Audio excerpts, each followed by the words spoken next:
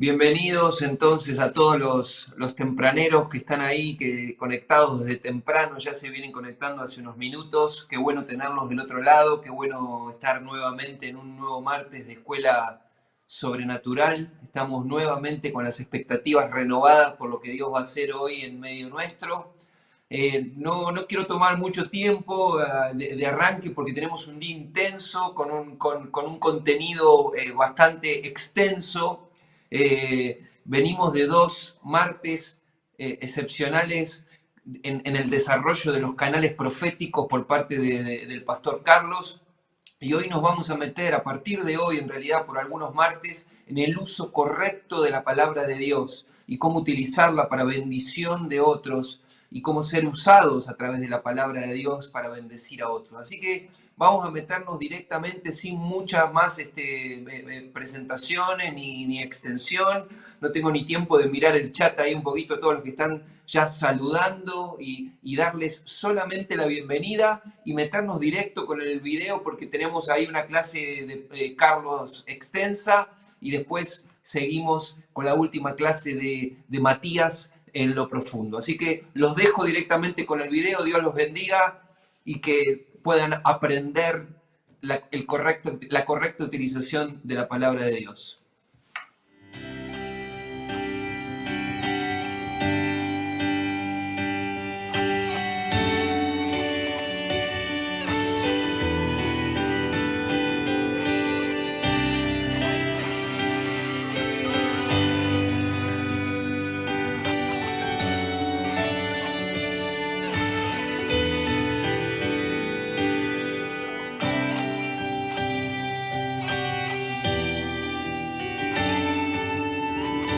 Hola, Dios te bendiga, bienvenidos a una nueva clase de la Escuela de Ministerio Sobrenatural y en particular a esta materia acerca de los dones de revelación.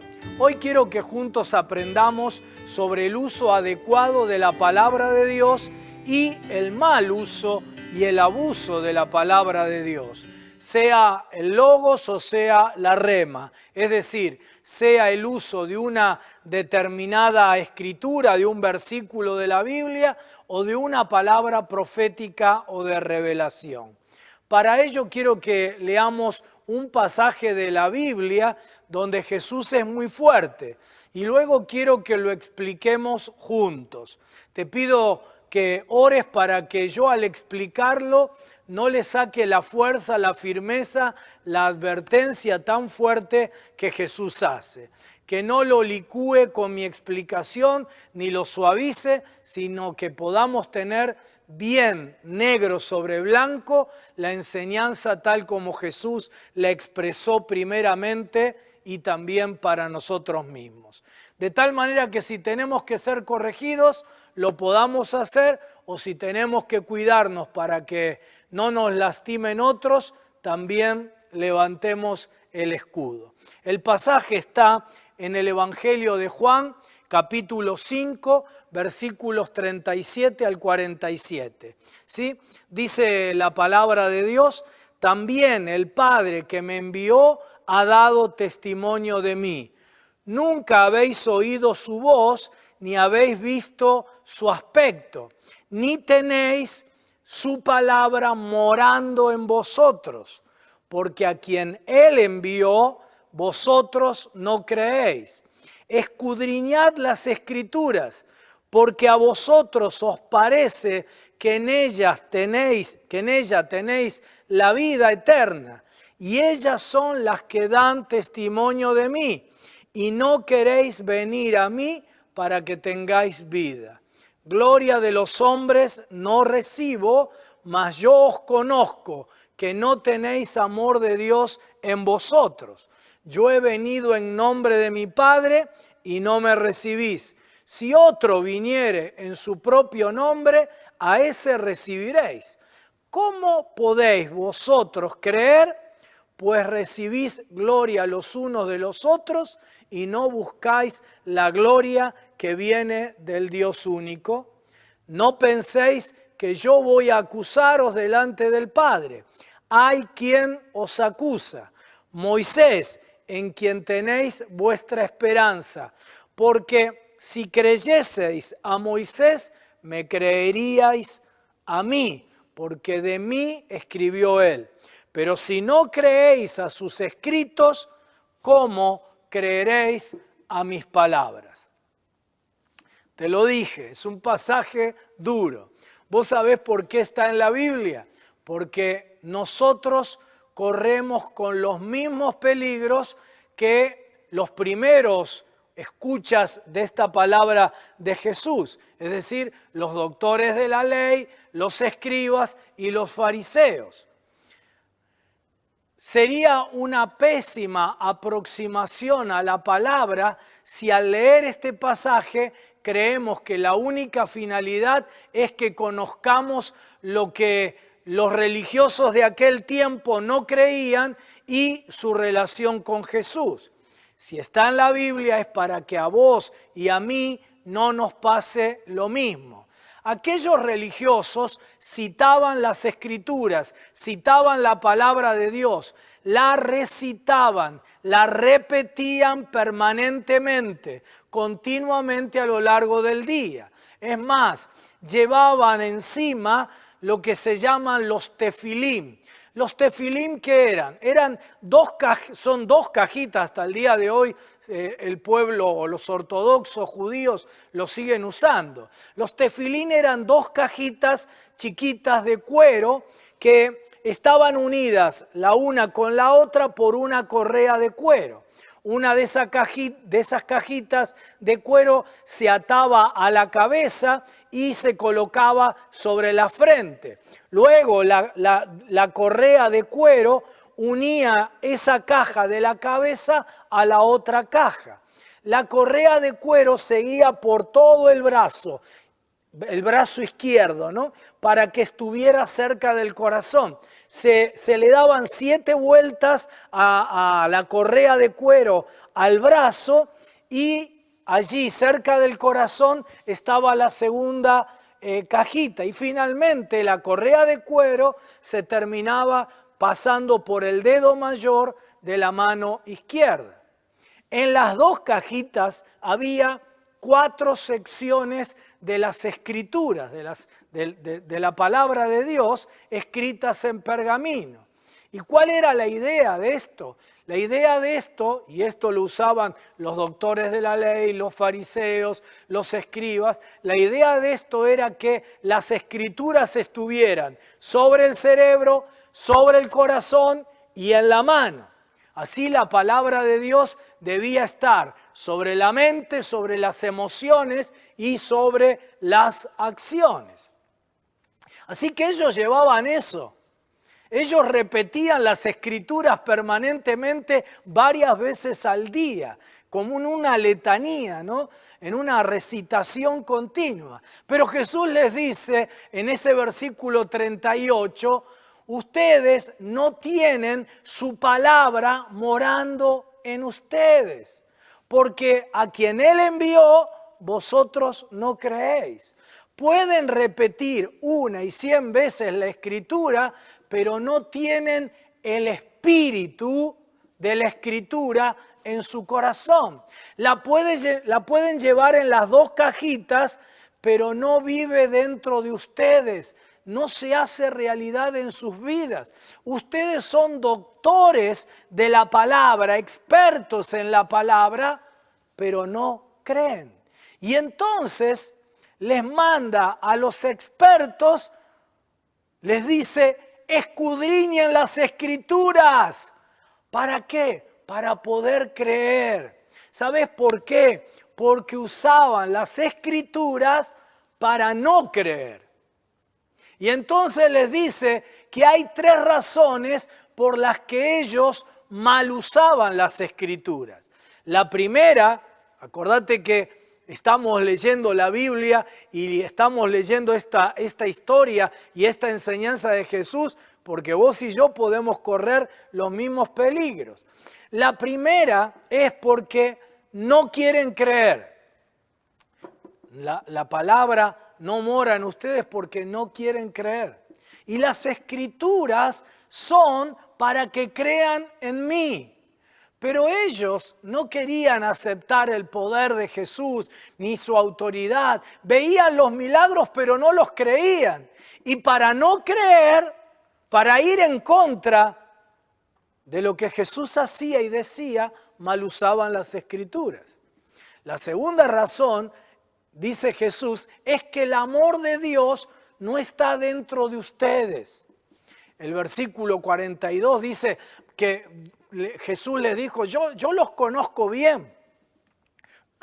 Ustedes no tienen el amor de Dios en sus vidas. La otra versión dice, porque sé que no tienen el amor de Dios adentro. Por eso citaban las Escrituras para impedir que la gente fuera sanada, porque el amor de Dios no estaba en ellos y por ende no podían amar a los necesitados. Y la tercera razón es que, en definitiva, ellos no buscaban la gloria de Dios, sino la de ellos mismos, su propia opinión, su propio yo, su parecer. Las Escrituras las trataban de ajustar a lo que ellos pensaban, en lugar de ajustar sus pensamientos a lo que las Escrituras dicen. No les importaba recibir la aprobación de Dios, sino la aprobación de los hombres. Mirá cómo dice en la Nueva Traducción Viviente el versículo 44, ¿no? Dice así, con razón les cuesta creer, pues a ustedes les encanta honrarse unos a otros, pero no les importa la honra que proviene del único que es Dios. ¿Te das cuenta? Vos y yo podemos estar citando versículo tras versículo y sin embargo no tener la palabra en nuestro corazón. Porque dice Jesús que la prueba, el test para saber si estoy usando mal la palabra, pero sobre todo para saber si la palabra vive, mora en mí, es primero creer en Jesús y creerle a Él. Segundo, tener el amor de Dios, manifestarlo a los demás. Y tercero, buscar la gloria y la aprobación de Dios. Por eso hoy quiero que apliquemos esto a nuestro aprendizaje. El uso adecuado de la palabra de Dios, primero y principal de la Biblia, pero también luego de cualquier palabra profética que demos o que recibamos. Y también, y ahí vamos a marcar un poco más el tema, el uso inapropiado, el abuso de la palabra de Dios.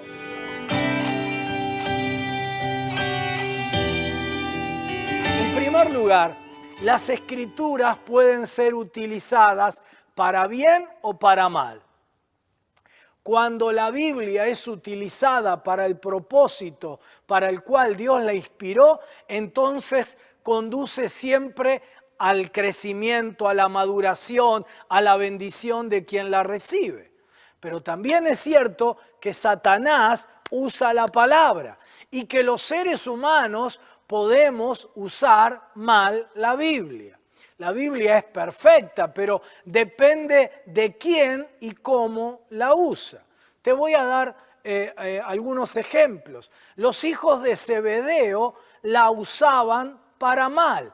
En Lucas capítulo 9, versículos 52 en adelante, se nos dice, y envió mensajeros delante de él, los cuales fueron y entraron en una aldea de los samaritanos para hacerle preparativos. Mas no le recibieron porque iba camino a Jerusalén. Viendo esto sus discípulos, Jacobo y Juan, dijeron, Señor, ¿quieres que mandemos que descienda fuego del cielo como hizo Elías y los consuma? Entonces, volviéndose él, los reprendió, diciendo, vosotros no sabéis de qué espíritu sois, porque el Hijo del Hombre no ha venido para perder las almas de los hombres, sino para salvarlas. Y se fueron a otra aldea. Esta es una historia muy aleccionadora sobre cómo podemos citar la Biblia y sin embargo no expresar el espíritu de la palabra. Dice que pasaron por una aldea de samaritanos, pero los samaritanos no los reciben, se dan cuenta que son judíos que van a la fiesta en Jerusalén y entonces no los reciben. Y Jacobo y Juan se ponen como locos y citan las escrituras, citan la historia de Elías que hizo descender del fuego del cielo, pero la citan fuera del espíritu de la escritura. De los 3 principios que prueban que estamos usando la Biblia de manera adecuada, ¿te acordás cuáles eran los 3 principios que te comenté en la introducción? La manera de usar adecuadamente la Biblia es 1, para creer, no para no creer, para creer. 2, para amar.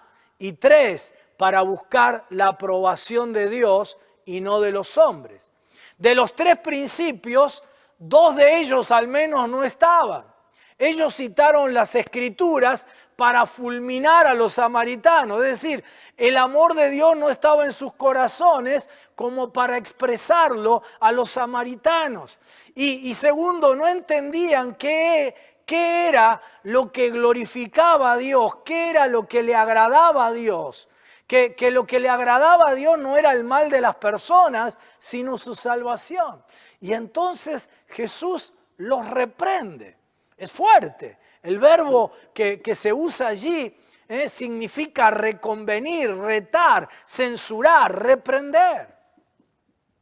Pero Señor Jesús, ¿por qué nos retás? Tenemos base bíblica, tenemos cita bíblica. Te estamos citando primer libro de Reyes, capítulo 18, versículo 38.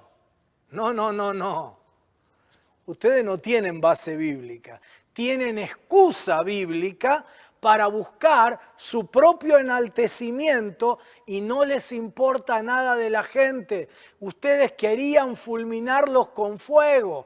No tienen base bíblica, abusan de la Biblia, la manipulan, usan un texto, pero la mal usan para su propio yo. No la usan para creer, no la usan para amar, no la usan para que Dios se lleve la gloria. ¿Y sabés qué pasa cuando mal usamos la Biblia, cuando la usamos de esta manera? La letra mata. Así lo dice el apóstol Pablo, el cual dice, mirá cómo lo dice el apóstol, ¿no? El cual asimismo nos hizo ministros competentes de un nuevo pacto, no de la letra, sino del espíritu. Porque la letra mata, mas el espíritu vivifica. Segunda de Corintios, capítulo 3, versículo 6. ¿Sí? Esto nos conduce al segundo punto. El segundo punto es el peligro de la bibliolatría.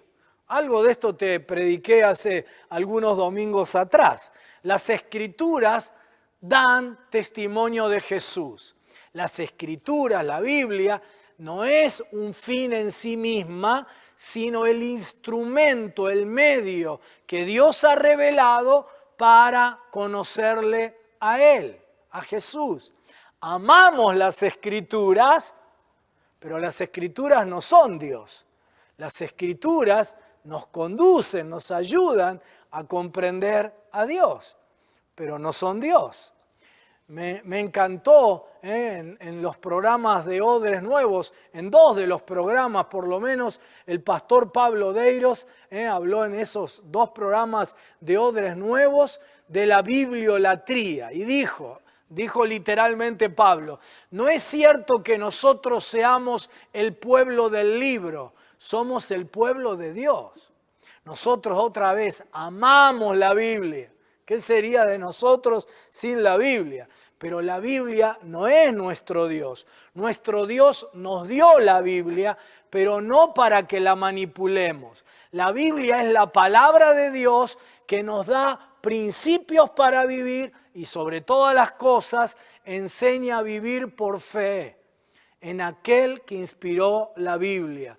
Nos enseña a vivir por fe, no a no creer. No a usarla para no creer, sino para vivir por fe. Nos sirve para vivir, para amar a los demás y para expresar la voluntad de Dios y darle a Él toda la gloria. Los 3 principios.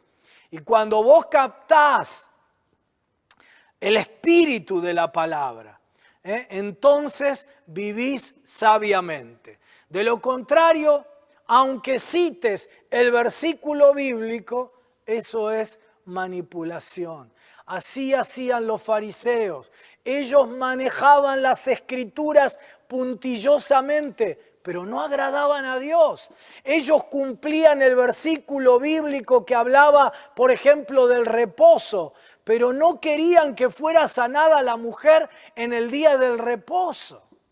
Y te decían, el versículo bíblico dice, pero Jesús les dice, ustedes son unos hipócritas, porque recitan el versículo bíblico para esconder la incredulidad y la insensibilidad de sus corazones.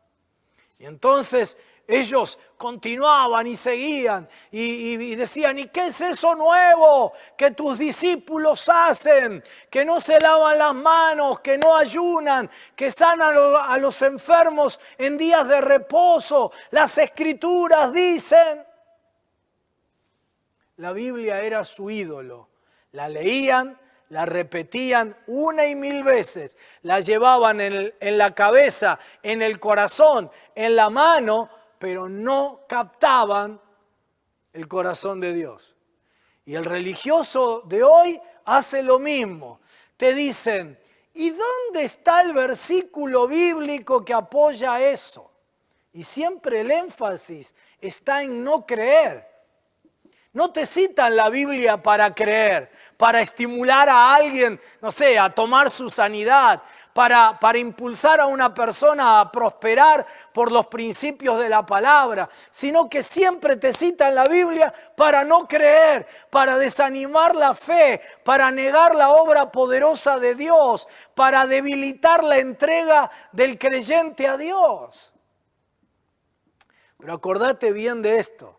Te pueden citar las escrituras, pero no tienen fundamento bíblico porque no buscan los propósitos de las escrituras, que son creer en Dios y creerle a Dios, amar a Dios y a la gente y buscar la gloria de Dios y no la de los hombres.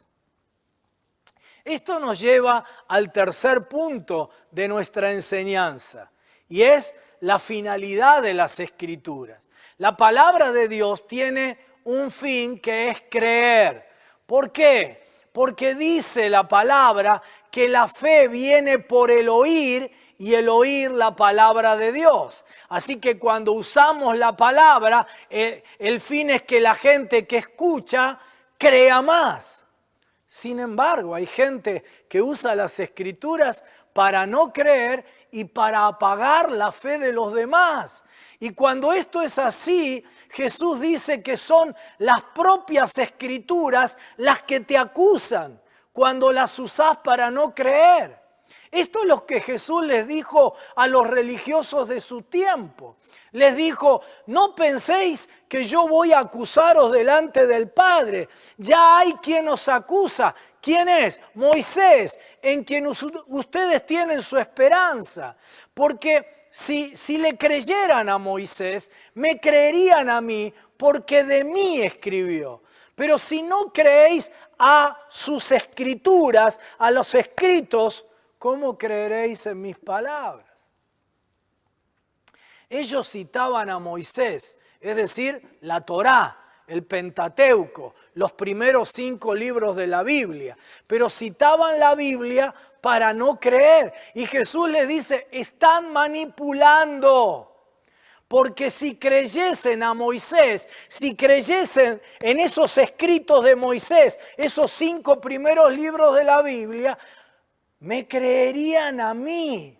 Pero es mentira que creen las escrituras. La verdad es que no creen a sus escritos, ni me creen, ni creen a mis palabras. Las escrituras nos acusan cuando las usamos para no creer. Dice Jesús que la propia escritura te acusará ante el Padre Celestial de no creer. Porque la primera finalidad de la Biblia es que creamos cada vez más en Dios y en lo que Dios nos dice, en lo que Dios nos promete. Porque Hebreos capítulo 11, versículo 6 dice: sin fe es imposible agradar a Dios, porque es necesario que el que se acerca a Dios crea que le hay y que es galardonador de los que le buscan. La tercera prueba para saber si usan mal la Biblia es si buscan agradar a Dios o buscan la aprobación de los hombres para sí. Y dice Hebreos que para agradar a Dios lo que cuenta es que tengamos fe y que Dios es galardonador, recompensador de los que le buscan en fe. Así que sabes que si alguien te cita una escritura o te da una palabra profética y esa palabra te debilita la fe, te desanima para creerle a Dios y para confiar en su amor y poder sin límites, entonces sabes que esa persona no está usando bien la palabra que te está dando, la está manipulando o te está tratando de manipular a vos. Y peor aún, cuando no solo no creemos, sino que somos usados por el diablo para que otros nos crean. Para que otros no crean. Ese todavía es un nivel peor. Y dice Jesús también muy fuerte allí en Mateo 18:6, dice: y cualquiera que haga tropezar a alguno de estos pequeños que creen en mí, mejor le fuera que se le colgase al cuello una piedra de molino de asno y que se le hundiese en lo profundo del mar. ¡Ay del mundo por los tropiezos! Porque es necesario que vengan tropiezos, pero ¡ay de aquel por quien viene el tropiezo! No hay nada en este mundo más terrible que destruir la fe de alguien. Y si a uno le queda algo de conciencia, no hay nada que le pueda remorder más la conciencia.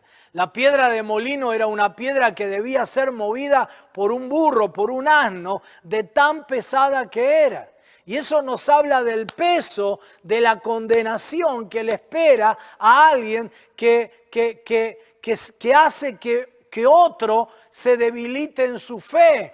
El peso de condenación que hay para alguien que hace que otros se aparten de la iglesia. Que otro deje de confiar como confiaba antes en Dios, que se debilite su fe. Y en función de esta durísima advertencia es que tenemos que tener en cuenta el siguiente punto. Y el siguiente punto es que debemos probar las palabras. Debemos probar las palabras. ¿Sabes? Las redes sociales están plagadas de fariseos, de religiosos santurrones. Gente que usa las escrituras únicamente para oponerse a otros, para criticar a otros. ¿Sabes por qué?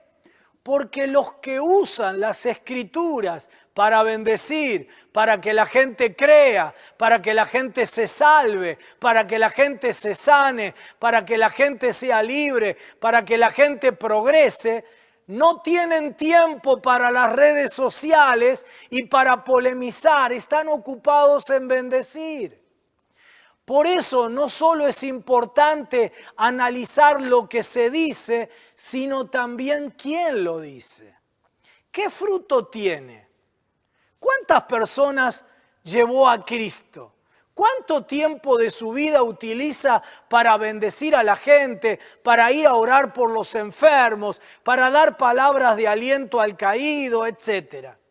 Su vida tiene respaldo de frutos en el ministerio, porque sabés que la inmensa mayoría de los que llenan de comentarios de este tipo, de comentarios negativos, críticos, de juicio hacia los demás, que llenan las redes de esos comentarios, lo único que tienen, como te dije hace un par de domingos, ¿sabés qué es lo único que ellos tienen?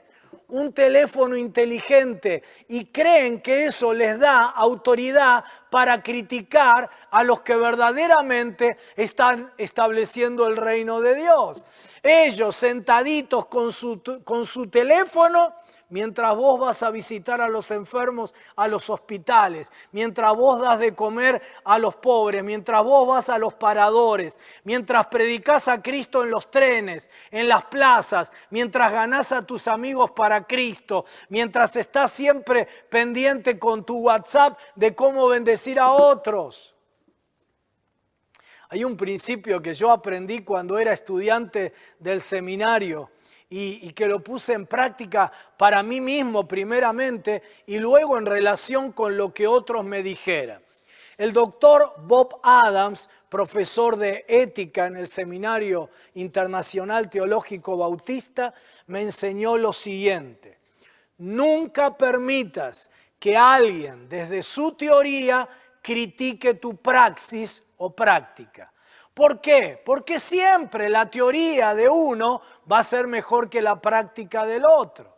Siempre exigí, me dijo el doctor Adams, que cotejen teoría contra teoría y práctica contra práctica. Así que primero, después de haberlo aprendido, lo apliqué a mí mismo. ¿Sabes? No me gusta cómo fulano de tal está haciendo tal cosa. Muy bien. Entonces me pregunto, ¿yo lo hago mejor? No, porque no lo hago, o no, porque no lo hago mejor. Entonces no tengo autoridad para criticar su práctica. Para yo criticar lo que vos estás haciendo, yo tengo que cotejar mi práctica, mi manera de hacerlo con la tuya y mostrarte que mi modelo es mejor que el tuyo, no mi teoría. Mi teoría siempre va a ser mejor. Y lo mismo lo aplico a lo que los otros quieren hacer conmigo. A ver, espera. Mostrame cómo lo haces vos. No, pero el versículo dice... No, manipuladores. Porque el problema con los que viven criticando a los otros es que no tienen práctica que mostrar. Critican a este porque sana a los enfermos por de tal manera y ellos jamás sanaron a un enfermo. No tienen vidas ganadas para Cristo. No traen toda la semana gente nueva a la iglesia, no tienen nada.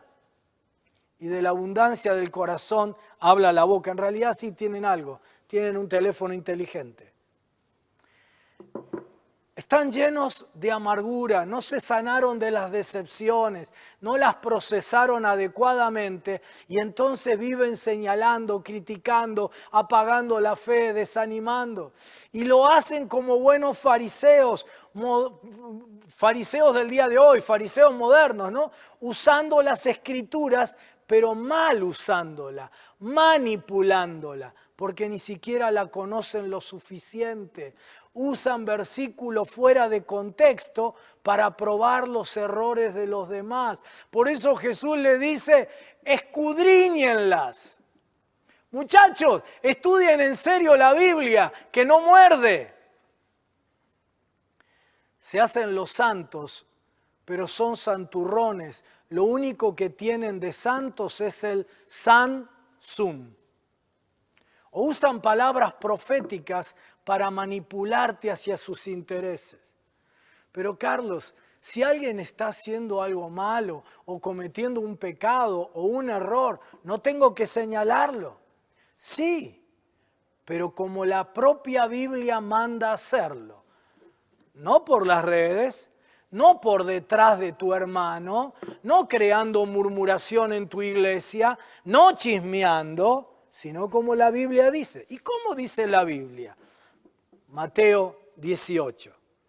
Dice, ve y repréndele estando tú y él solos, no por las redes. Vos andá, si alguien está en un error o alguien está en un pecado, ve y repréndele estando tú y él solos. Si te oyere, has ganado a tu hermano. Mas si no te oyere, toma aún contigo a uno o dos, para que en boca de 2 o 3 testigos conste toda palabra. Si no los oyere a ellos, dilo a la iglesia. Y si no oyere a la iglesia, tenle por gentil y publicano. ¿Por qué todos estos pasos? Si es más fácil que yo te escrache a vos en Facebook o en Instagram o no sé en qué otra cosa. Porque siempre, ¿sabes por qué todos estos pasos? Dice Jesús que tenemos que dar. Porque siempre la intención de Dios y de su palabra es la restauración de la persona, la restauración de aquello que esa persona está haciendo mal y la restauración de las relaciones entre hermanos. Por eso dice, vas a ganar a un hermano. La idea no es perder, la idea es ganar. Nunca es la oposición, nunca es la crítica, nunca es la división, nunca es desanimar o desalentar a esa persona, nunca es avergonzarla delante de los otros. Por eso yo estoy tan orgulloso como pastor de todos ustedes, de cómo usan el chat en toda la programación, porque son una bendición, son una fuente de honra para todos los que trabajan, para los que sirven y aún los que no están en la programación, pero unos con otros en el chat. Y pastor, si está tan orgulloso de nosotros, ¿por qué esta enseñanza tan vehemente? ¿Sabés por qué? Yo ni siquiera leo las redes. Yo no tengo Facebook, tengo un Facebook, pero doy la palabra y me lo administran otros, porque yo no leo, yo no tengo Instagram, pero también me lo administran, ¿verdad? ¿Sabés por qué? Porque me duele en el corazón que la gente que está sirviendo, no sé, que lo critiquen a un Carlos Anacondia, a un tipo desde su teléfono inteligente, como dije el otro día, perdón si es fuerte, si suena feo, pero es la verdad, que un tipo sentado en el inodoro con un teléfono critique a Carlos Anacondia o a quien sea. Esto aplica a la palabra de revelación también, no solo a las escrituras, a la palabra profética también. Mirá cómo dice 1 Corintios 14:3, todos los que están haciendo este aprendizaje, 1 Corintios 14:3, versículo básico, esencial para los ministerios de revelación, palabra profética, de ciencia, etcétera, ¿no? De sabiduría, discernimiento de espíritu. 1 Corintios 14:3. El que profetiza habla a los hombres para edificación, exhortación y consolación. Otra versión dice, el que proclama la verdad a sus semejantes dice cosas que los edifican, los animan y los confortan.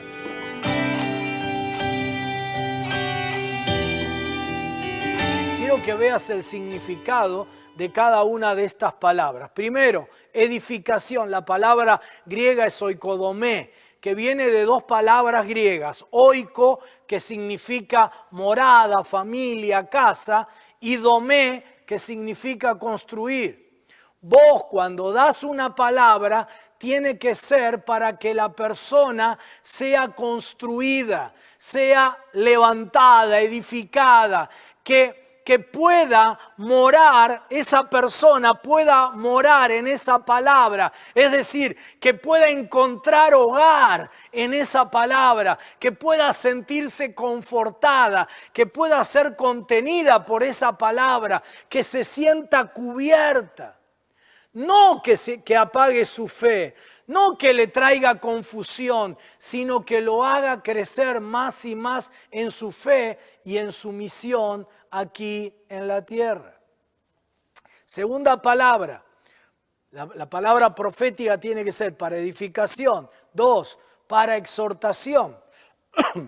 La palabra exhortación es la palabra paráclesis en el griego. Significa alentar, dar solaz, ánimo, no condenación. Viene de la misma raíz paráclesis que parácletos, que sabés que es la manera en que Jesús llama al Espíritu Santo, el parácletos o paracleto, ¿sí? Es decir, cuando vos das una palabra, tenés que estar seguro que está siendo usado por el Espíritu Santo para el mismo fin que Él obra en tu propia vida. El Espíritu Santo no obra en tu vida para condenarte, acusarte, sino para levantarte. Si te tiene que corregir, siempre será de la manera que salgas animado, alentado, impulsado. El que acusa y juzga es el diablo, no el Espíritu Santo. Tercera palabra, la palabra profética es para edificar, exhortar, que significa animar, alentar, y tercero, consolación. La palabra es paramutsía y significa alguien que se relaciona cercanamente para fortalecer, para consolar, para animar. Porque la palabra debe ser usada para manifestar el amor de Dios. Cuando se usa tanto la Biblia como la palabra de revelación más específica, sea una palabra profética o de otro tipo, cuando se usan estas palabras para juzgar, para criticar, para condenar, no solo es un mal uso, sino un abuso, una manipulación y además motivo de que las propias escrituras nos vayan a juzgar a nosotros. Esto sea que lo hagamos personalmente o que lo hagamos en las redes. Por eso Jesús enseñó a probar a los que nos dan palabra, tanto la escritura de la Biblia o la palabra profética. Y Jesús, ¿qué dijo? Por sus frutos los conoceréis. ¿Cómo los conocemos? Por los frutos. Y el apóstol Santiago, mirá, en capítulo 1, versículo 9, perdón, en capítulo 3, versículo 9 dice, con la lengua bendecimos al Dios Padre y con ella maldecimos a los hombres que están hechos a la semejanza de Dios. De una misma boca proceden bendición y maldición. Y dice, hermanos míos, esto no debe ser así. ¿Acaso alguna fuente hecha por una misma abertura, agua dulce y agua amarga? Hermanos míos, ¿puede acaso la higuera producir aceitunas o la vid higos? Así también ninguna fuente puede dar agua salada y dulce. El que dice, ¿sabe qué pasa, pastor? Es que yo tengo mucho celo por Dios. No. Dice el apóstol Santiago que no es posible que de mi boca con la cual bendigo a Dios, diga mal, hable mal, diga a las personas que están hechas a la semejanza de Dios. ¿Sabés qué quiere decir? Que estamos hechos a la semejanza de Dios. No que nos parecemos a Dios, sino que en cada ser humano está la imago Dei, la imagen y semejanza de Dios. Por lo tanto, cuando yo maldigo, cuando digo mal, cuando hablo mal de alguien, estoy maldiciendo la imagen y semejanza de Dios que habita en ese alguien. Y por lo tanto no puedo hacerlo. Y termina más fuerte porque dice, O son higueras o son vides. O son instrumentos de Dios o del diablo. ¿Y cómo lo sé? Muy fácil. La higuera no puede producir aceitunas y la vid no puede producir higos. Así que, mirá, esta manera tan sencilla, tan llana de enseñarnos que tiene el apóstol Santiago nos ayuda muchísimo. Primero en el autodiagnóstico. Mi boca, yo Carlos, mi boca es una fuente de agua dulce o amarga. Cuando uso la Biblia para con un hermano, cuando doy una palabra profética a una hermana, la uso para su edificación, para su construcción, para su crecimiento en la fe, para que pueda morar, vivir en esa palabra. Es decir, como dice la Biblia, que pueda vivir porque el justo por la fe vivirá. ¿Estoy edificando su fe? ¿Le estoy dando una palabra de fe que le permita vivir en ella y a través de ella? ¿O estoy destruyendo, estoy aniquilando, estoy llenando de angustia, la estoy condenando, lo estoy acusando, lo hago dudar, lo hago dejar de creer, debilito la fe del más pequeñito? ¿Soy una higuera o una vid? ¿Qué fruto produce mi hablar? Cuando uso la Biblia para con una hermana, cuando doy una palabra profética a un hermano, la uso para alentarlo, animarlo, levantarlo, corregirlo con amor de forma que se sienta fortalecido, o lo bajoneo, lo desanimo, lo desaliento, hago que sus rodillas se debiliten, que sus brazos se caigan, que pierda la esperanza, que pierda la fe, que pierda las fuerzas. Cuando uso la Biblia o doy una palabra profética, soy un agente de consolación, de solaz, de confort, de fortalecimiento. ¿Establezco una relación cercana o me alejo creyéndome yo un santurrón y el otro el peor? Porque por los frutos que produzco cuando doy palabra es que me espejo, me veo reflejado. Y tengo que tener cuidado porque puedo ser de mucho tropiezo para otros. Y ya viste lo que dice Jesús cuando uno es causa de tropiezo. Una hermana me decía hace algunos meses, pastor, yo ya le dije a fulano de tal lo que le tenía que decir. Ahora yo duermo tranquila. No. Eso es el pensamiento mundano. No. En el reino, primero, vos tenés que evaluar si lo que le dijiste es lo que Dios dice. Segundo, tenés que evaluar cómo se lo dijiste. Si lo que le dijiste lo edificó, lo alentó, lo consoló al otro. Porque si solo le tiraste letra, la letra mata. Y tercero, aun cuando todo eso haya ocurrido, tu amor por tu hermano tiene que hacer que sigas orando por él, por ella, hasta que viva en función de la palabra. Entonces, cuando viva en función de la palabra, sí podés dormir tranquila. Y tenemos que tener cuidado porque a veces nuestro corazón sin sanar nos juega malas pasadas al relacionarnos con los demás y al dar palabra.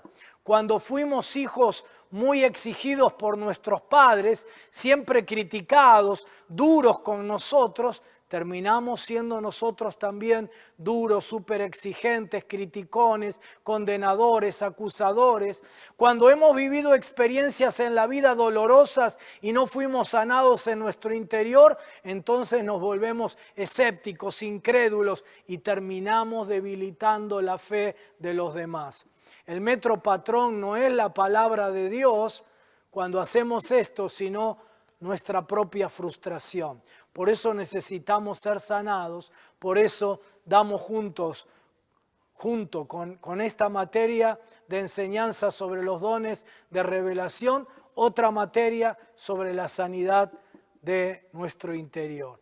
Pero también la enseñanza de Santiago es un excelente test, una prueba muy buena para cuando otros me dan palabra a mí. La palabra que alguien me da, ¿qué produce en mí? ¿Cuál es el fruto? ¿Me anima a creer o a dudar? me edifica o me destruye, me levanta o me postra, me corrige o me acusa y condena, me alienta o me debilita, me impulsa a más o a menos en la vida, me impulsa a servir más o a servir menos, me motiva a creer que Dios me va a sanar o a desarrollar incredulidad, me empuja a servir más y más a Dios con toda mi vida o a quedarme pasivo, me hace más generoso o más mezquino. El apóstol Juan también nos insta a hacer el test, la prueba.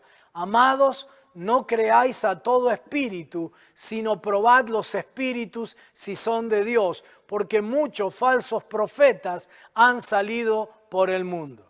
Y Dios te manda a probar los espíritus. ¿Te diste cuenta que no te dice tragate todo mientras tenga un versículo de prueba detrás? Te dice que aunque use las escrituras, vos tenés que probar ¿qué? Los espíritus. Es decir, el que te da la palabra. Sea el versículo o sea una profecía. El que te da la palabra responde al espíritu bíblico de tres cosas. De creer, de amar y de buscar la gloria de Dios, de honrar a Dios. ¿Te anima a creer o te conduce a la incredulidad y a la duda? Con esa palabra que te está dando, ¿te está mostrando que en él mora el amor de Dios o te muestra su espíritu amargo, agrio, sin sanar, que envidia, que cela? ¿Apunta la palabra a que Dios reciba gloria o son palabras dichas por gente que busca pavonearse, criticando a otros y buscando la aprobación de los hombres y no la de Dios?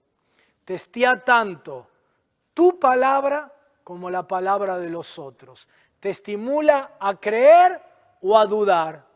Te manifiesta el amor de Dios y el amor a la gente. Busca la aprobación de Dios y de lo que Él quiere o la gloria de los hombres. Cuando hacemos esto, entonces vamos a poder disfrutar de la maravillosa, siempre perfecta palabra de Dios y también del ministerio sano de los profetas, de los que tienen dones de revelación y de las palabras que Dios ponga en algún hermano, en esa casa de amistad, en uno de nuestros cultos, en el chat, cuando nosotros la precisamos. Bueno, espero que la enseñanza haya sido clara para tu vida. Podés repasarla luego, viéndola otra vez. Ahora hacemos un descanso de unos minutitos para seguir con la segunda materia de esta noche que es fundamental y que va a estar brutal. Te va a bendecir maravillosamente. Te mando un abrazo, Dios te bendiga mucho.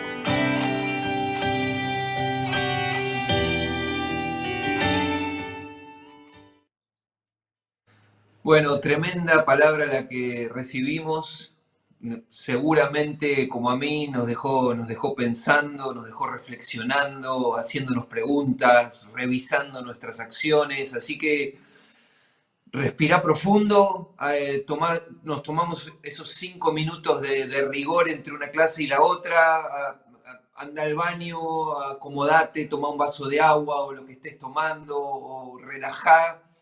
Pedirle a Dios ahí que te permita incorporar toda la enseñanza. Tomemos la recomendación que nos hacía hacia el final el pastor de rever estas clases, de volver a escucharlas, de volver a estudiarlas, de volver a profundizarlas, utilizar el resumen, el bosquejo que te dimos como para tomar nota de lo más importante y de registrar la importancia de esta palabra. Te estimula la palabra, concentrarnos en las que recibimos y en las que damos. Si estamos estimulando a creer o a dudar, a manifestar el amor de Dios en las otras personas, a buscar la aprobación de Dios o de la gente, revisar cada palabra que damos. Vamos a hacer un ejercicio excepcional en el laboratorio después, así que mantengan la expectativa alta para enfocarnos en la clase que viene.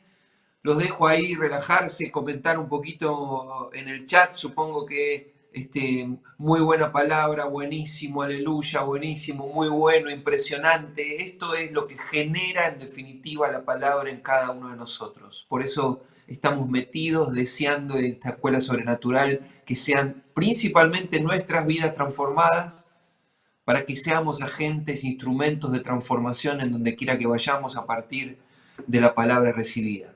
Tremendo. Y ya voy haciéndole la introducción a la clase que viene. Matías tiene preparado hoy el cierre de lo profundo. Se va a meter específicamente en el tema, en el último que quedaba, era consolidación, ¿sí? ¿Se acuerdan las tres? ¿Sí? Consolidación nos toca hoy. La vez pasada vimos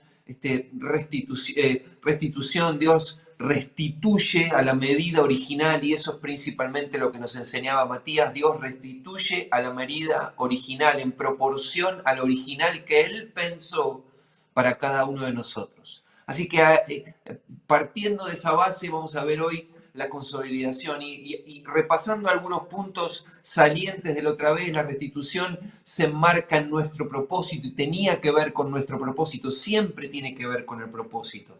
Ponernos en armonía con Dios y restituir, ¿sí? Si le debemos algo a alguien, si tenemos que perdonar a alguien, el pecado limita la restitución de Dios en nuestra vida. La restitución viene de una manera invisible. El Espíritu Santo no sabemos de dónde viene y hacia dónde va, y ahí se manifiesta. Y la restitución es un proceso personal en el que no tenemos que compararnos con otros. Por eso tenemos que ejercer autoridad y declarar restitución, ¿sí? Así que a partir de esta enseñanza nos paramos firmes sobre lo recibido hasta acá y nos concentramos en lo que viene, en la consolidación.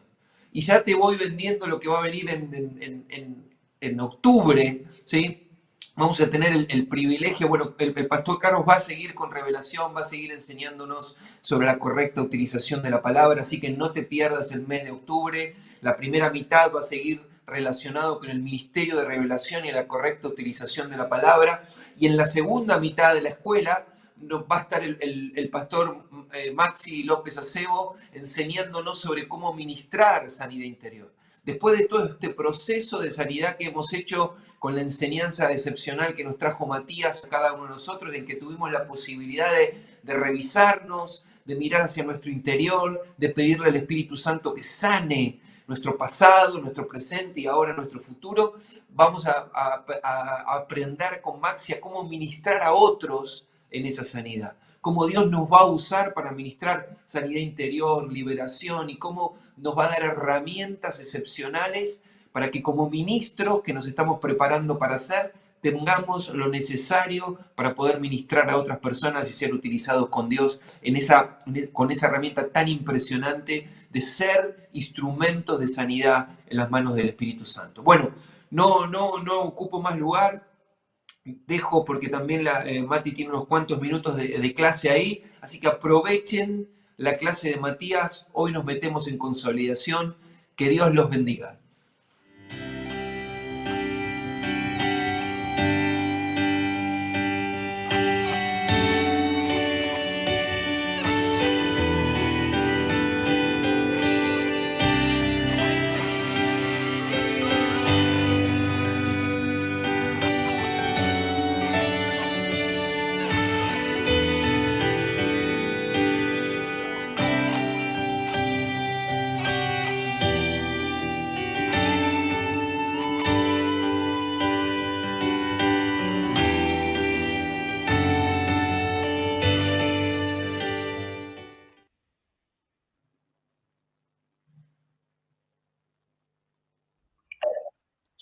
Buenas noches a todos, bienvenidos acá al segundo bloque de la Escuela de Ministerio Sobrenatural. Me imagino que habrán disfrutado ahí del otro lado de la clase magistral que nos dio nuestro querido pastor Carlos. Así que ahora, para no perder tiempo, nos metemos de lleno con la enseñanza que nos toca hoy. Estamos cerrando el tema de la sanidad integral de Dios para nuestra vida. Como ahí nos hacía el repaso Gonzalo, la vez pasada hablamos de restitución, que es la sanidad, la dimensión de la sanidad de Dios para nuestra vida que afecta a nuestro presente.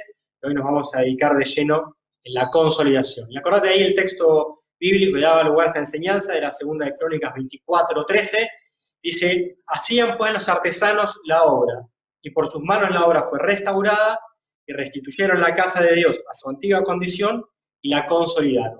Ahí 2 de Crónicas 24:13. No fue suficiente con restaurar la casa. O sea, no solamente tuvieron que reparar todo lo que estaba roto, no es suficiente solamente sanar todas las heridas de nuestro pasado y ser llenos del amor de Dios. Eso es absolutamente necesario, fundamental, importantísimo, pero si solamente nos quedamos con esa dimensión de la sanidad, va a ser insuficiente. Y dice que restituyeron la casa a la antigua condición.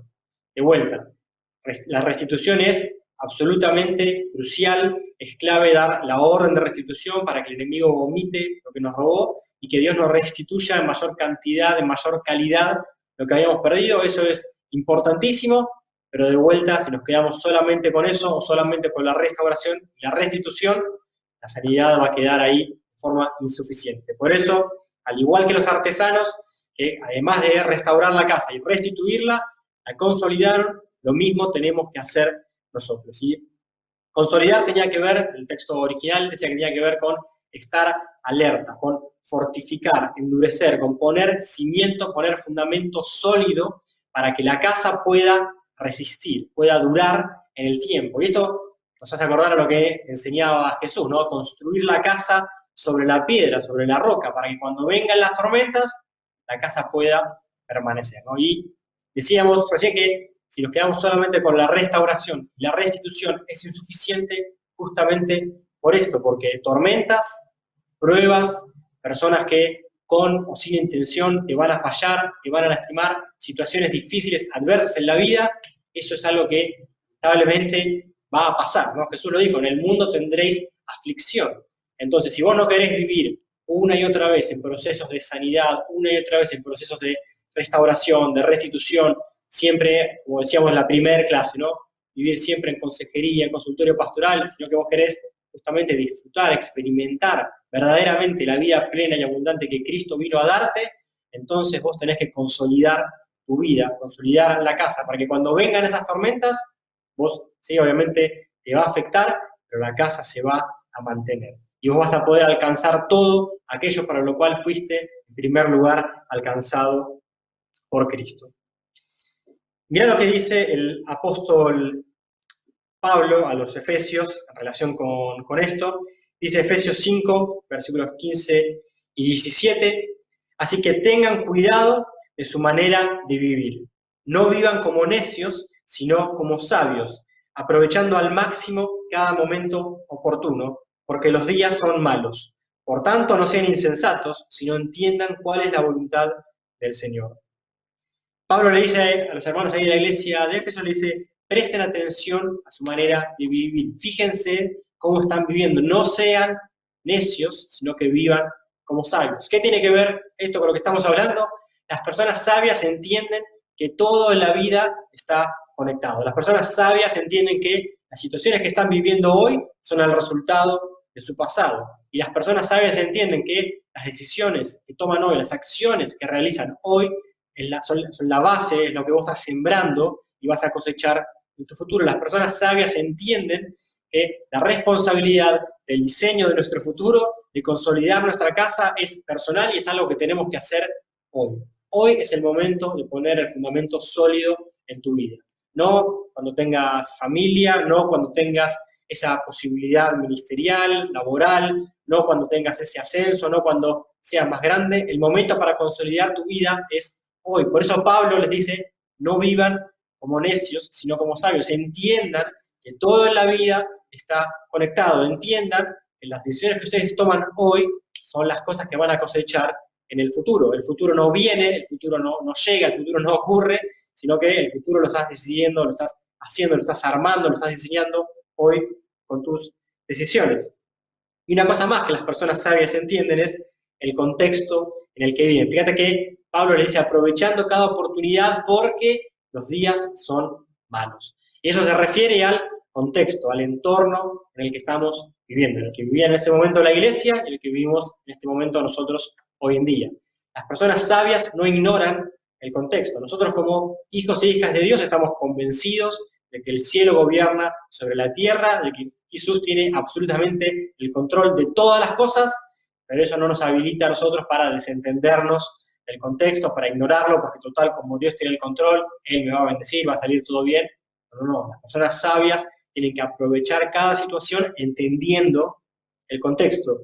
Y no quiero perder mucho tiempo en esto, pero Haciendo un breve resumen del contexto, bueno, ahí está en la pantalla algo que en algunos cultos, algunos de nuestros pastores nos han enseñado acerca de lo que muchos especialistas se refieren al contexto de hoy, con las siglas VICA, VICA, que tiene que ver con un contexto volátil, contexto de constantes cambios y de la magnitud de los cambios es cada vez más grande y todas las esferas cambian de un día para el otro a un ritmo frenético y a una magnitud cada vez más importante. La I viene de incierto, bueno, hoy más que nunca vivimos en un mundo completamente incierto, plagado de incertidumbre, donde es muy difícil poder percibir, poder saber más o menos cómo van a resultar las cosas. Un mundo cada vez más complejo, la C de VICA es complejo, donde tal vez antes una acción tenía una sola consecuencia, hoy está lleno de interconexiones, una cosa desencadena 1000 otras cosas, 1000 resultados por un lado, por el otro, es mucho más difícil entender de dónde viene un efecto, dónde va a resultar, y por último, un mundo ambiguo, un mundo lleno de grises, de relativismo, un mundo donde no hay verdades absolutas.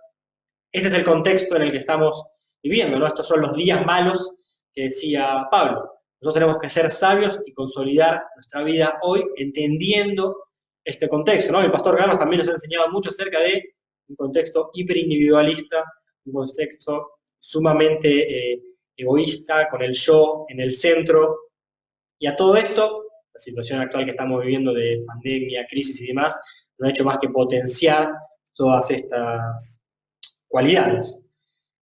Entonces, más que nunca, se requiere que nosotros vivamos como sabios, entendiendo la voluntad de Dios, entendiendo dónde Dios me quiere, entendiendo qué es lo que Dios quiere que yo esté haciendo en este tiempo, en qué lugar, relacionándome con qué personas, para poder consolidar nuestro futuro hoy.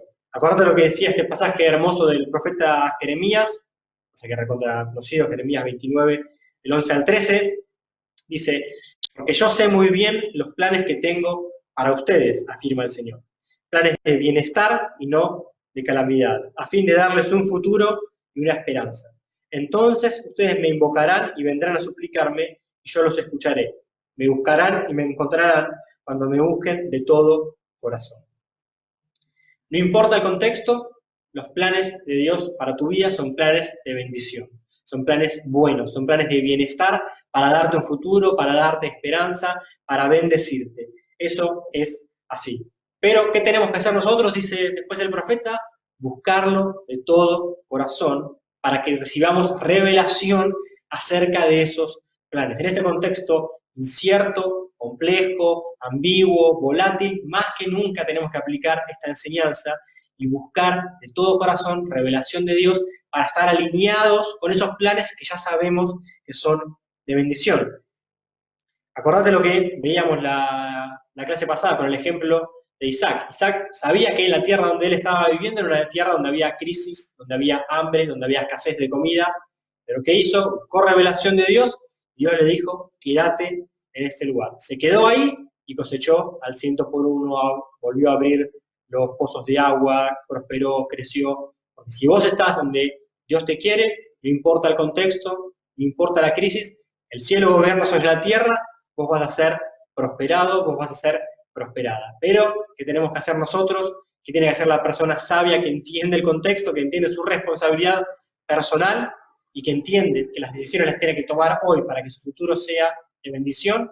Tiene que buscar revelación de Dios para ordenar su vida en pos de eso. Esto como introducción, por así decirlo, a la clase de hoy. Así que lo que vamos a hacer en el resto de la clase, en los próximos 20 minutos que nos quedan, es ver los dos conceptos fundamentales, los dos principios más importantes acerca de la consolidación.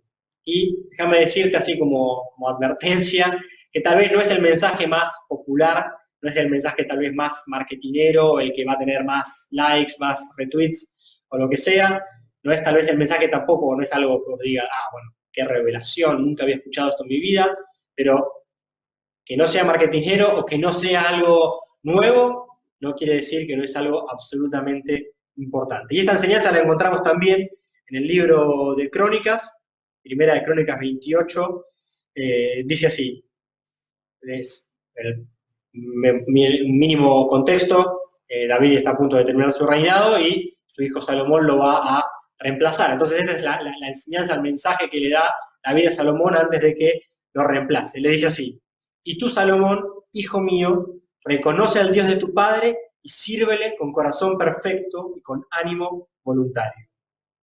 Cuando Salomón estaba por reemplazar a David como rey de Israel, le da esta doble indicación: reconoce a Dios y servirle con ánimo voluntario, con corazón perfecto. Este es el fundamento. De esto se trata la tercera dimensión de la sanidad integral: reconocer a Dios y servirle.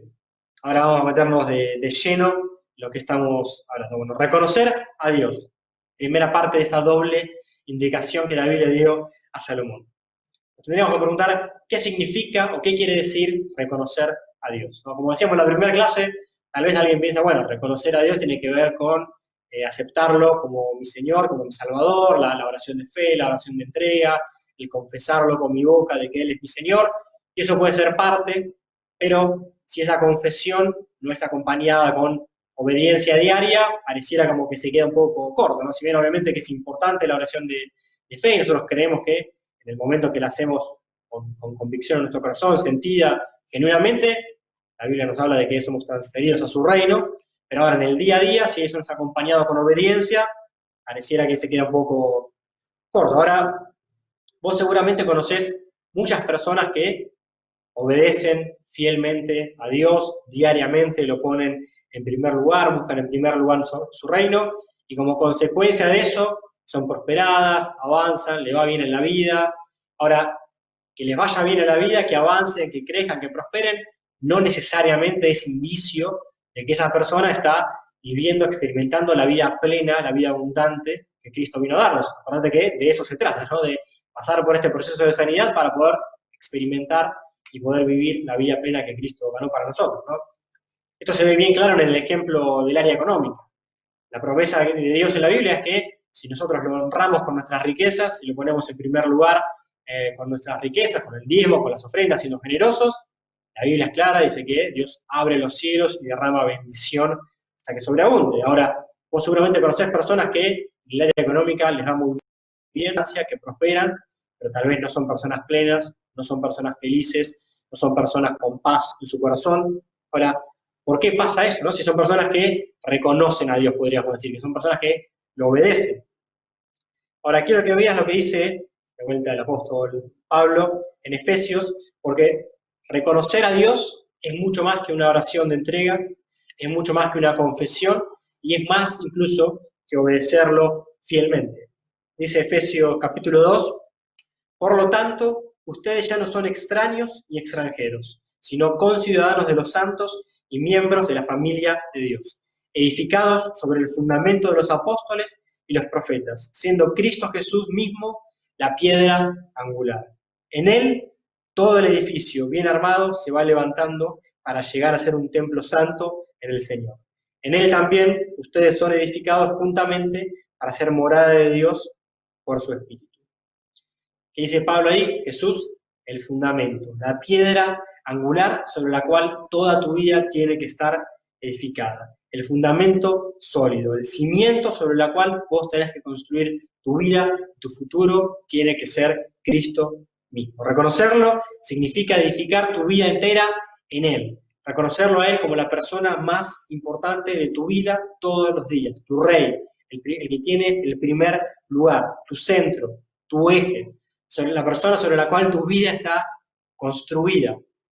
Tiene que ser la manifestación de lo que después, ese famosísimo pasaje Pablo le dice a los Gálatas: con Cristo estoy juntamente crucificado, ya no vivo yo, mas vive Cristo en mí. Reconocer a Dios tiene que ver con esto, Cristo viviendo en nosotros. Ya no vivo más yo, sino que Cristo vive en mí. Y decíamos, yo recién que era un mensaje no muy popular porque tiene que ver con esto, con morir a nosotros mismos, morir a mi ego, a mi yo, a mi comodidad, a ponerme a mí en primer lugar.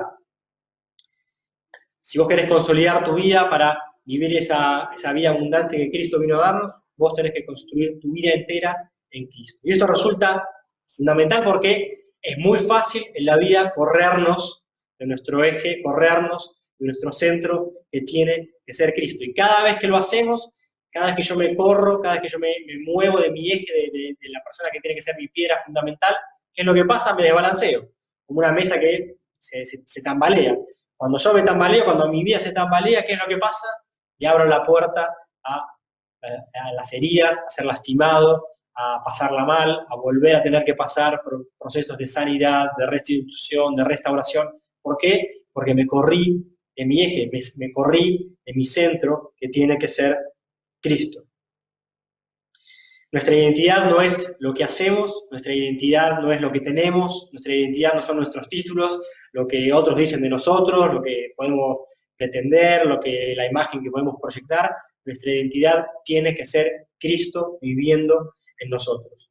El mundo está lleno de personas que intentan afirmar su identidad en otra cosa, lleno de personas y lleno de hijos e hijas de Dios que intentan afirmar su identidad en otra cosa o en otras personas que no son Cristo, en títulos, en cosas materiales, en relaciones, en el reconocimiento de los demás, en prestigio. Ahora, buscar estas cosas no está mal en sí, no está mal buscar crecer, proyectarnos, avanzar en la vida. De hecho, estamos hablando de eso constantemente. Pero ninguna de esas cosas puede pasar a ser nuestra identidad. Ninguna de esas cosas puede pasar a ser lo que nos haga decir a nosotros, ahora que tengo esto, entonces puedo ser feliz. Ahora que ya recibí este reconocimiento, ahora que ya recibí este título, ahora que ya tengo este lugar, esta relación, esta persona, ahora entonces puedo vivir una vida plena. Cada vez que buscamos afirmar nuestra identidad en alguien que no sea Cristo, en algo que no sea Cristo, corremos el riesgo de desbalancearnos y salir lastimados. Y ahora, esto que estamos explicando de esta forma, así como bien lineal, en la vida cotidiana pasa de una forma mucho más gradual y hasta a veces imperceptible. Vos estás avanzando en la vida, estás creciendo, estás progresando, estás estudiando, tenés tu proyecto personal, tu emprendimiento, tu trabajo, tu empresa, tu ministerio, estás trabajando, estás avanzando y de repente algo en tu trabajo sale mal, ese examen en tu facultad que vos hayas recontra preparado no te va mal, esa relación termina, esa persona te deja, ese amigo te falla, y ahí no tenés la molestia natural o esperable con eso, sino que cuando pasa eso, tu vida se viene abajo y vos decís, pero ¿qué me pasó? ¿Por qué esto me está afectando tanto? Y ahí te das cuenta que todas estas cosas, por más buenas que sean, te habían corrido a vos de tu eje, y vos estabas intentando afirmar tu identidad en esas cosas en vez de en Cristo.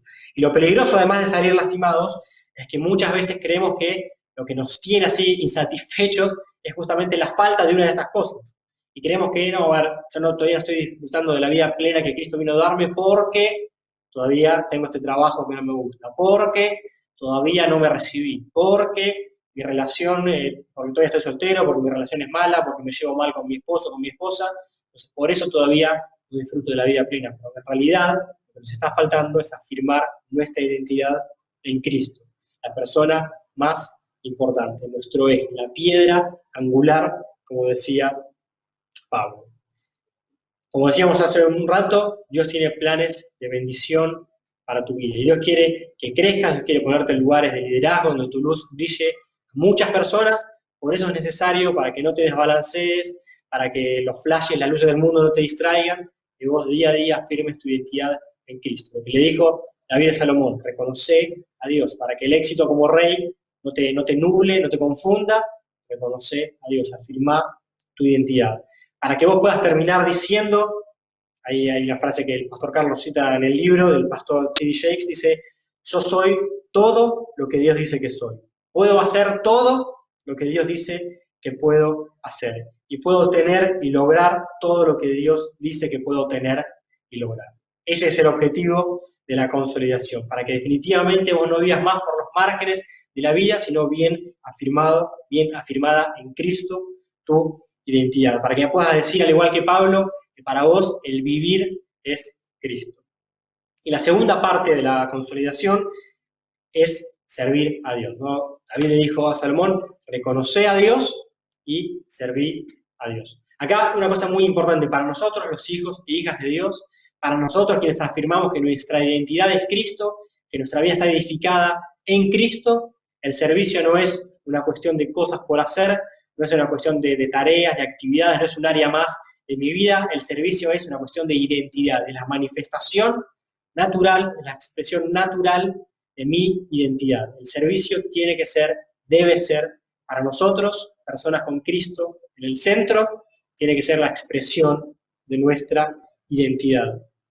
Cuando Jesús tuvo que definir la manera, digamos, en que desarrollaba su ministerio, su actitud hacia el mundo, acordate ese pasaje que ahora va a estar saliendo en pantalla, cuando los discípulos estaban ahí viendo a ver quién era el mayor de ellos, quién iba a estar sentado a la diestra y a la izquierda de Jesús en el reino, cuando los discípulos estaban buscando afirmar su identidad en títulos, logros, reconocimiento, ¿qué es lo que les dijo Jesús? El Hijo del Hombre no vino para ser servido, sino para servir. Si Cristo es mi identidad, si ya no vivo yo, más Cristo vive en mí, y Cristo vino para servir, entonces, ¿qué nos queda a nosotros que gastar nuestra vida sirviendo? Por eso, el servicio para nosotros nunca puede ser algo que, bueno, lo hago más o menos, lo hago si tengo ganas, si me queda algo de tiempo, bueno, si da, bueno, sirvo, es como una ayuda, estoy dando una mano. No, el servicio no puede ser esas cosas porque el servicio está 100% vinculado con nuestra identidad cristocéntrica. Ahora vos podrías tranquilamente decir, okay, entiendo que el servicio es muy importante, entiendo que es fundamental, no entiendo qué tiene que ver con consolidar mi vida para disfrutar de una vida plena y de una vida abundante. No veo la relación entre una cosa y la otra. Y déjame decirte que es algo que está completamente relacionado porque el servicio es el fundamento que te permite correrte a vos de tu eje, correrte a vos del centro y poner bien en el centro a Cristo. Pensar siempre en primer lugar en bendecir antes que en ser bendecido. Pensar siempre primero en dar antes que recibir. El servicio es el fundamento que te va a evitar vivir la vida con una mentalidad de acreedor, de que todos te deben a vos. Por eso, cuando vos buscas primero bendecir antes que ser bendecido, estás afirmando que hay más bienaventuranza en dar que en recibir. No te olvides que esto es el reino de Dios, la contracultura, donde para ganar la vida, dijo Jesús, tenemos que, en primer lugar, perder nuestra vida. Donde para nosotros que el vivir es Cristo, el morir es ganancia. Contracultura, donde es mejor dar antes que recibir. En este contexto hiperindividualista, súper egoísta, contracultura. Primero, dar, servicio, pensar en primer lugar en el otro. El reino de Dios donde el Rey de Reyes y Señor de Señores tomó forma de siervo y vino acá a lavarle los pies a sus discípulos y a dar su vida para después estar sentado a la diestra del Padre, donde la humillación es el camino a la exaltación. Entonces, claramente que el servicio está íntimamente vinculado con que vos vivas una vida plena, porque para poder vivirla, primero tenés que pensar en bendecir, en dar, en poner en primer lugar al otro. Mirá lo que dijo el apóstol Pablo a los hermanos de la iglesia de Éfeso cuando se despidió de ellos, dice, perdón, estoy yendo un poco rápido, pero como no tenemos tanto tiempo, dice, ahí va a estar saliendo el texto en pantalla, y ahora tengan en cuenta que voy a Jerusalén obligado por el Espíritu, sin saber lo que allí me espera. Lo único que sé es que en todas las ciudades el Espíritu Santo me asegura que me esperan prisiones y sufrimiento. Sin embargo, considero que mi vida carece de valor para mí mismo, con tal de que termine mi carrera y lleve a cabo el servicio que me ha encomendado el Señor Jesús, que es dar el testimonio del Evangelio de la gracia de Dios. Y termina diciendo lo que decíamos hace un rato. Con mi ejemplo les he mostrado que es preciso trabajar duro para ayudar a los necesitados, recordando que hay más dicha en dar que en recibir. Pablo dice que el Espíritu Santo le afirmaba, le aseguraba que mira, donde te estoy llevando te esperan prisiones y sufrimiento. Pero Pablo dice, vivir la vida para mí mismo tiene poco sentido, tiene poco valor. Si no vivo para cumplir el servicio que Dios me ha encomendado, si no vivo pensando en dar, en bendecir en primer lugar, si no expreso mi identidad cristocéntrica sirviendo, entonces mi vida carece de valor. Y también vos acá me podrías decir, mirá, está buenísimo todo esto, pero yo conozco un montón de personas, y tal vez sea alguno de los que está del otro lado, que sirven, y aún así sus vidas también están un poco lejos, o bastante lejos, de una vida plena, una vida abundante. Entonces, ¿qué es lo que está pasando? Y acá volvemos al primer punto, o sea, es reconocer a Dios y servirlo. Vos no podés correrte de tu eje, de tu fundamento, de tu centro, que tiene que ser Cristo. ¿Y por qué hago esta aclaración? Porque Si bien el servicio es buenísimo y es fundamental con todo lo que estamos enseñando, uno puede intentar afirmar su identidad en todas las cosas que rodean el servicio. Entonces, el servicio para vos es el título que te dan de líder, de pastor. El servicio para vos es el reconocimiento que te dan en la iglesia, que te dicen, che, qué bueno que sos dando el grupo café, qué bueno que sos enseñando, qué bueno que sos tocando la batería, lo que sea, ¿no? Para vos el servicio es sentirte necesitado por la gente, que la gente te busque, no pueda estar ahí sin consultarte, y de repente cuando ese lugar ministerial lo ocupa otro hermano, lo ocupa otra hermana, de repente cuando ese elogio de tus líderes no llega, o esas personas que antes te buscaban ya no te buscan más, vos te sentís completamente frustrado. ¿Y por qué? Porque estabas intentando afirmar tu identidad en algo, en alguien, por más bueno que sea como el servicio, pero que no era Cristo. Entonces, para cerrar esto y ya meternos en la conclusión, tenemos que pasar por las 3 dimensiones de la sanidad. No alcanza con las primeras 2, vos tenés que todos los días afirmar tu identidad, Cristo viviendo en vos. Porque si no, cuando te corres de tu eje, te desbalanceás, como veíamos hace un rato, corres el riesgo de salir lastimado y volver a tener que empezar estos procesos de sanidad. Y si vos vivís sin expresar tu identidad, sirviendo, vas a vivir la vida, como decía Pablo, y la vida para mí mismo tiene poco sentido. Vas a vivir lejos de esa plenitud, porque esa plenitud es contracultura. Para poder alcanzarla, por así decirlo, ¿qué tenés que hacer? Olvidarte de vos mismo y servir desinteresadamente a las personas que tenés a tu alrededor. Entonces, para cerrar y para concluir la enseñanza y la materia, los últimos minutos, la primera clase decíamos que atravesar este proceso de sanidad integral, o al atravesarlo, íbamos a tener oposición. Y en primer lugar, la oposición iba a venir del enemigo, porque el enemigo sabe que las personas que atraviesan este proceso de sanidad se vuelven personas muy peligrosas. Y hoy, con la enseñanza terminada, podemos ver esta imagen con mayor claridad. ¿Por qué decimos personas peligrosas? Personas que han sanado completamente su pasado, y no solamente los síntomas, sino las verdaderas causas, y han sido llenas del amor de Cristo. Personas que han perdonado, que han sido libres de todo temor y de toda opresión. Personas que en el presente están siendo restituidas y le ordenaron al enemigo que vomite todo lo que les había robado. Y ahora personas que tienen bien en claro que su identidad es Cristo, que la expresión de su identidad es el servicio. Cuando vos tenés bien en claro que tu identidad es Cristo, entonces ya las demás personas, por más de que quieran, no te van a poder manipular.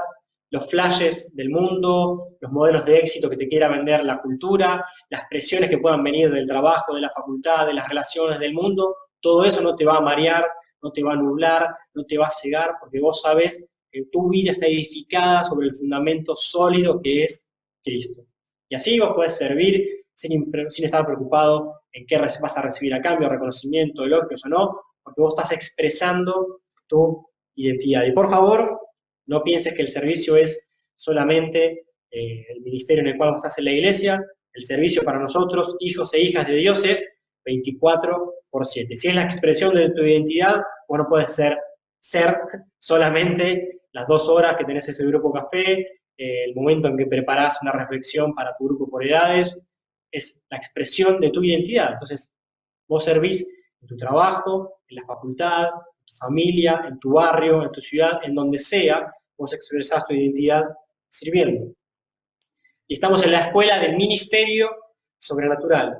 ¿Qué más sobrenatural que esto? Personas que entienden y afirman una y otra vez que su identidad es Cristo, que es Cristo quien vive en ellos y no más ellos mismos, y por ende sirven desinteresadamente a cada persona, en cada ámbito, en cada lugar que se presente. Claro que el diablo va a querer que vos afirmes tu identidad en el dinero, en las relaciones, en la aprobación de los demás, en tu imagen, en cualquier otra cosa, porque el diablo sabe la activación que se desprende de entender que tu identidad es Cristo y tu identidad se expresa sirviendo. En las personas cristocéntricas que sirven desinteresadamente, el Espíritu Santo fluye con completa libertad. Y ahí se da lo que nos explicó tantas veces el pastor Carlos. Si bien vos no tenés algún don, como el Espíritu Santo está en vos y tiene todos los dones y se mueve libremente porque vos estás con un corazón dispuesto al servicio, el Espíritu Santo toma el don que sea necesario, la herramienta que sea necesario, y ahí en tu trabajo se activa la sanidad, se activa el ministerio profético, se activa la palabra de sabiduría, lo que sea necesario en tu trabajo, en tu facultad, en tu familia, porque vos estás expresando tu identidad, Cristo viviendo en vos. Se trata de eso, personas cristocéntricas, cuya identidad y fundamento es Cristo, y las cuales el Espíritu Santo fluye libremente, expresando su identidad con el servicio, deshaciendo en cualquier lugar las obras de la oscuridad y extendiendo el reino de Cristo a todos lados, 24/7. Por eso, sé sabio, consolida tu vida hoy. No importa donde Dios te quiera, en qué lugar, afirma tu identidad, Cristo, y expresala sirviendo. Bueno, esto fue toda la materia de la sanidad integral de Dios para nuestras vidas, basadas en el libro del Pastor Carlos, En lo profundo, o qué vas a hacer.